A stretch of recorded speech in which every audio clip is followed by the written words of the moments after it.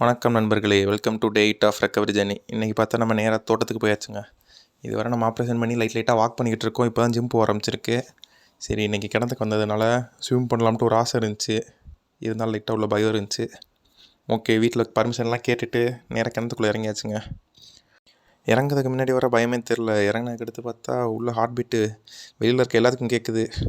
சரி, இருந்தாலும் தண்ணியை பார்த்து ஆசையில் உள்ளே இறங்கியாச்சுங்க. நீங்களே பாருங்கள் எவ்வளோ அருமையாக இருக்குன்ட்டு கிணறு.